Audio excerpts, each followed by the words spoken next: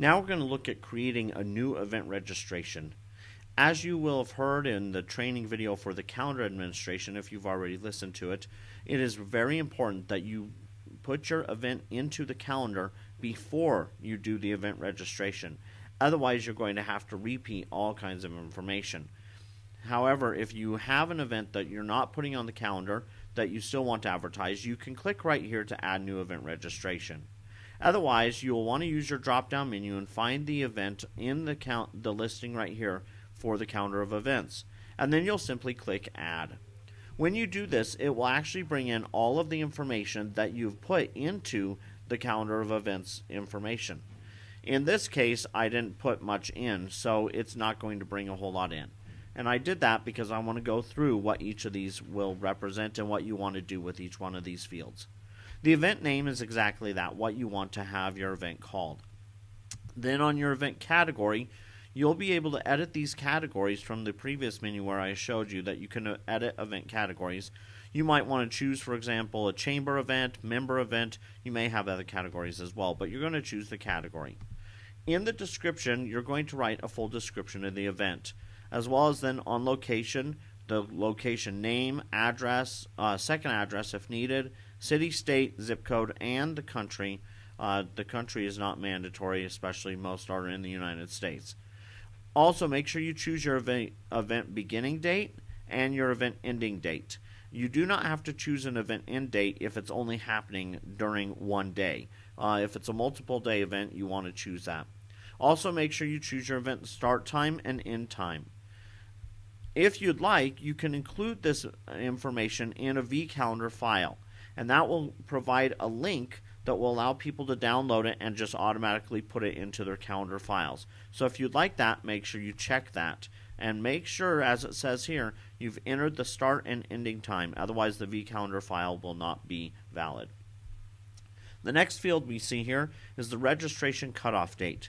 This is if you want to make sure that people are registered by a certain date, and then after that, they cannot register or they have to contact the chamber directly in order to register. You can also choose whether or not the registration is available, disabled, which means it does not show on the list, is invitation only, so the general public will not see it and only those who you send an invitation will see it. You can show it as coming soon, that it's temporarily suspended, maybe because you're working out some details. You can actually list it as full, showing that it's completely full, or that registration is closed. You can choose any of those. An alternate invoice return address is if you want to specify an alternate address where invoices will be returned to. If so, you want to enter it here. Also, you have this verbiage field. And if you put anything in here, it's going to be presented below the event on the public event registration page. So this might be where you explain a little more or you want some more information about it. Then you have the member-only verbiage. And again, this will be displayed right below the event registration page, but this verbiage will be available and visible only to members. You can also add additional confirmation verbiage, so you can check this and it's going to allow you to add additional verbiage to the confirmation screen when the user is finished registering. And this is going to be done on the next page if you check this option. So if you want more verbiage, you'll check that and that'll be done on the next page.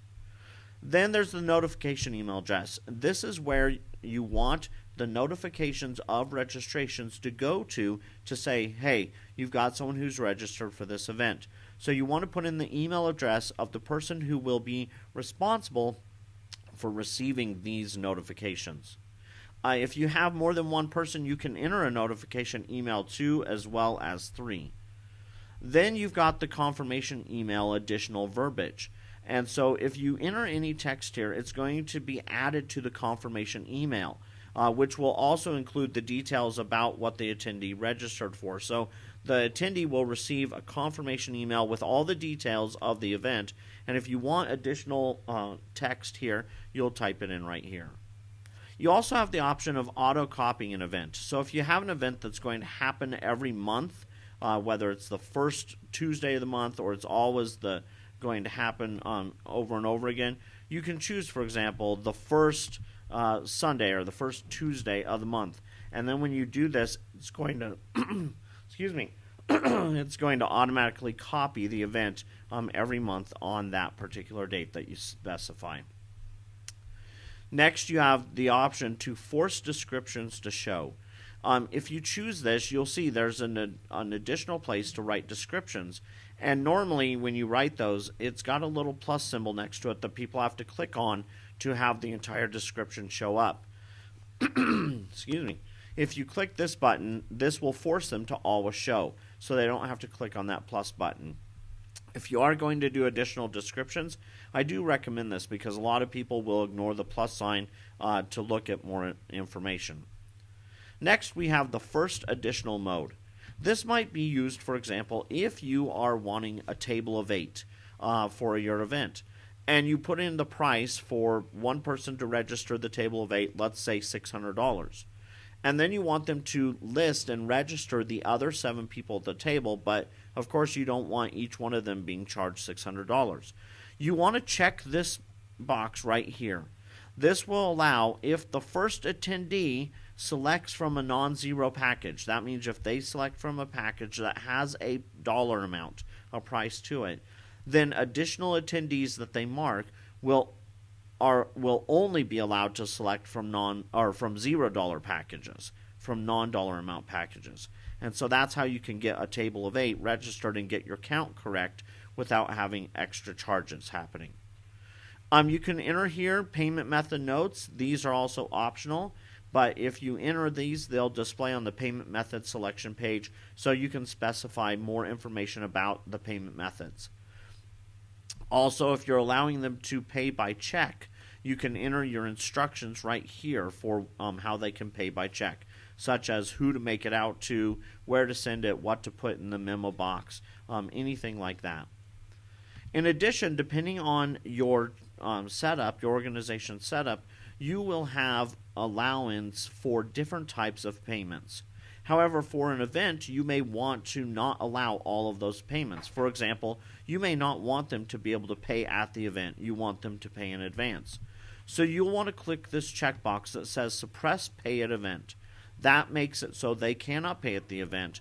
You might want to also suppress bill me, where you could print an invoice. You want them to pay by check or pay online. So you suppress whatever payments you do not want them to have available.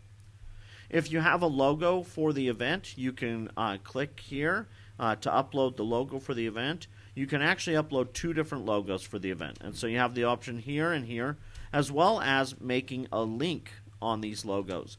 So if it's something like a nationwide event and you want to link to the national web page, you can do that here. If you also have a link to a description on your organization's page, you might want to add that here. Next is a little bit more information about the attendee. You can prompt for the Mr., Ms., Mrs., and Dr., again optional. You can put a limit for the event of how many can attend. If you leave this blank, then there will be no limit. Then you can also limit how many transactions per attendee. So you can limit that only each attendee can only do 1 transaction, or you can leave that blank and allow them to do whatever they want. You can use discount codes if you'd like. If you want to use discount codes, you can check this, and then you can enter discount codes that they'll be able to enter in the registration and receive a discount. You can choose the general ledger account that it's supposed to go into if you'd like. You can also make this a member-only registration. If you do this, it's not going to be available for anyone who is not a member. So all the packages, everything, when they click register, it's going to show that they have to be a member to register to any of these. You can also add an additional add a link to additional registration.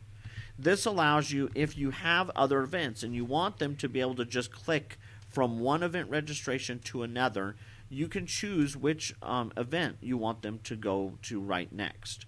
And that will allow them to not have to go back to a main menu or a main screen, but just register for one event and then another and then another. These next check boxes are ones that will allow you to require certain information. like require their organization's address. You can require a home phone number or a work phone number.